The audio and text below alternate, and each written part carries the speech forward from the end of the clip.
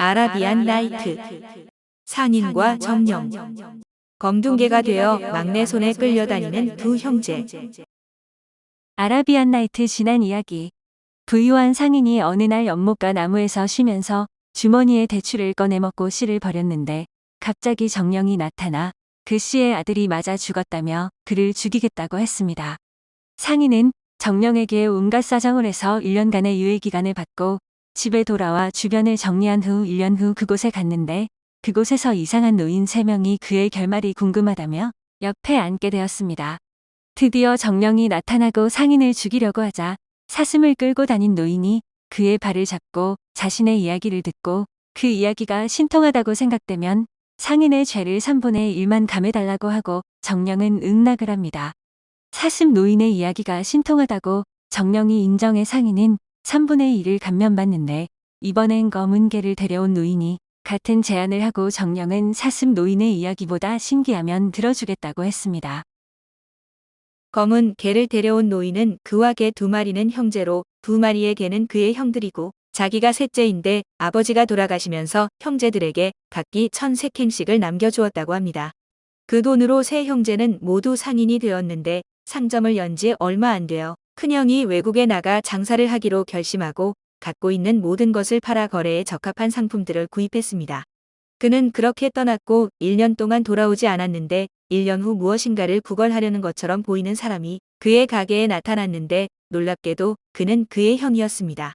그는 바로 상점 문을 닫고 형을 목욕탕에 모시고 가 씻긴 후 옷장에서 가장 좋은 옷을 꺼내 입혔는데 사업 장부를 보니 그동안 재산이 2,000세켄으로 2배가 되었습니다.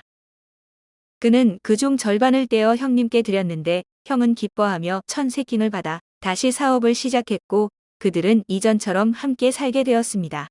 얼마 후 이번에는 둘째 형이 부동산을 팔려고 했는데 큰 형과 그는 둘째 형의 마음을 돌려보려고 갖은 애를 써봤지만 소용이 없었습니다. 그는 가진 것을 모두 팔아 해외 교역에 적합한 상품을 구입한 후 대상에 합류해 길을 떠났는데 1년 후 큰 형과 똑같은 꼴이 되어 돌아왔습니다. 그러자 그는 이번에도 그에게 새 옷을 입히고 다시 그동안 늘어난 1,000세킹을 주어 둘째 형은 다시 가게를 열었고 이전처럼 사업을 계속할 수 있었습니다. 그런데 어느 날 두 형이 그를 찾아와 자신들과 함께 외국에 나가서 장사를 하자고 제의를 했는데 그는 처음에는 거절을 했지만 수없이 찾아와 졸라대자 5해를 버틴 후에 결국 굴복하게 되었습니다. 그는 여행 준비를 하고 필요한 상품을 구입해야 할 때가 되었을 때 두 형이 재산을 다 말아먹어 그가 주었던 1,000세킹은 한 푼도 남지 않았다는 사실을 알게 되었지만 그들을 조금도 책망하지 않았습니다. 오히려 자기 재산이 6,000세킹으로 불어나 있어 절반을 떼어 형들과 나누면서 이 3,000세킹을 갖고 모험을 해보는데 나머지는 모험이 실패할 경우를 대비해 안전한 장소에다 숨겨두자고 했습니다. 그는 1,000세킹을 갖고 형님들에게도 1,000세킹씩 준 후 나머지 3,000세킹은 집안 어딘가에 묻어놓았는데 상품을 구매해 셋이 함께 임대한 배에 선적한 후 출항해 한 달 동안 항해를 계속했습니다. 하지만 날이 밝아와 여기서 멈춰야겠어요. 언니, 정말 흥미진진한 이야기예요. 뒷부분은 정말이지 굉장할 것 같아요. 잘 봤어. 만일 술탄께서 이 이야기를 계속할 수 있도록 허락해 주신다면 확신할건데 너를 정말 재미나게 해줄 수 있을 거야. 샤리아는 전날처럼 이에 대해 아무런 말도 하지 않고 그냥 일어나 나가 버렸지만 대제상에게는 그의 딸을 죽이라고 명하지 않았습니다. 7번째 밤. 7번째 밤이 끝나갈 즈음 기나르자드는 어김없이 왕비를 깨웠고 시에라자드는 샤리아를 향해 검둥개를 데리고 다니는 노인 이야기를 계속했습니다. 한 달의 항해 후에 그들은 무사히 어떤 항구에 도착해 그곳에서 물건을 아주 많이 팔았는데 특히 그의 상품은 좋은 가격에 팔려 나가 거의 10배의 이윤을 남길 수 있었습니다. 그는 번 돈으로 그 나라 상품을 사갖고 와 다시 장사할 계획이었는데 의국을 위해 승선 준비를 할 때 바닷가에서 얼굴은 곱지만 옷차림은 몹시 남루한 어떤 아가씨를 만나게 되었습니다. 그녀는 그에게 다가와 손등에 입을 맞추더니 자기를 아내로 삼아 배에 태워 데려가 달라고 간청했는데 그는 사실 별로 내키지 않았습니다. 그러나 그녀는 자신의 초라한 겉모습을 보지 말라며 나중에 자신의 행실로 아주 만족하게 될 것이라는 등 여러 가지 말들로 설득했고 결국 그는 허락을 하게 됩니다. 그는 그녀에게 깨끗한 옷을 입히고 정식 절차에 따라 혼례를 치렀고 함께 배에 올라 닻을 올렸습니다. 항해를 하면서 그는 매일 신부에게서 너무 훌륭한 장점들을 발견하게 되었고 그녀에 대한 사랑은 점점 더 깊어만 갔지만 성공적으로 장사를 하지 못한 두 형님은 그가 가진 것들을 질투하게 되었습니다. 그들의 질투는 맹렬한 욕심으로 변했고 결국은 목숨마저 노려 어느 날 밤 그와 아내가 자고 있을 때 그와 아내를 바닷물에 던져버렸는데 아내는 요정, 즉 정령이라 물에 빠지지 않았습니다. 그가 바다에 떨어지자마자 그녀는 그를 들어올려 헐헐 날아가 어떤 섬에 데려다 놓았고 날이 밝자 요정은 그가 자기에 잘해주었기 때문에 이처럼 목숨을 구해서 보답을 한다고 했습니다. 사실 저는 요정인데 우연히 바닷가를 거닐다가 배를 타고 떠나려 하는 당신을 보고 몹시 마음이 끌렸답니다. 그런데 당신이 얼마나 착한 사람인가 시험해 보고 싶어서 그런 보잘것없는 모습으로 나타났던 거예요. 하지만 당신은 저를 너무도 너그럽게 대해 주었지요. 이렇게 제 감사의 뜻을 표할 수 있게 되어 매우 기쁘답니다.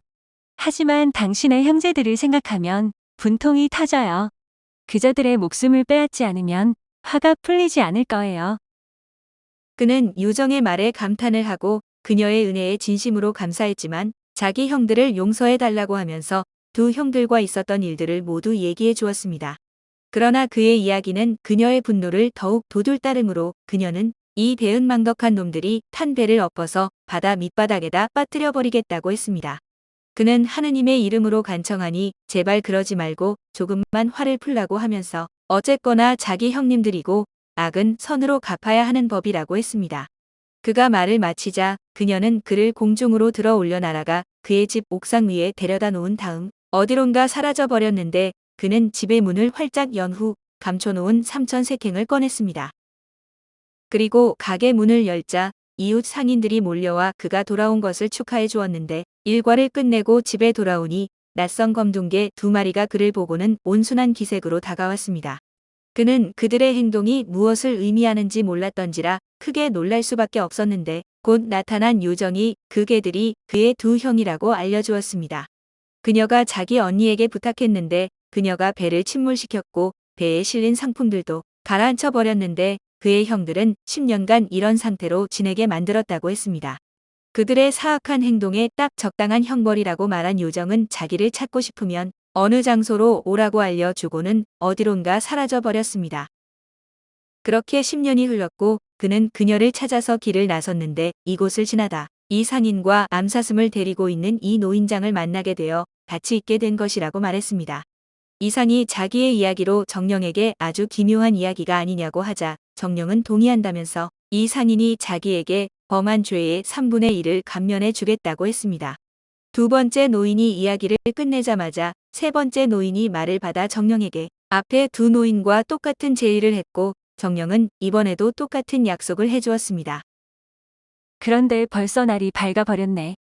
이 대목에서 이야기를 중단해야겠사옵니다. 언니, 정말이지 감탄을 금할 수 없는 이야기였어요. 나는 이것보다 훨씬 더 멋진 이야기들을 수없이 알고 있단다.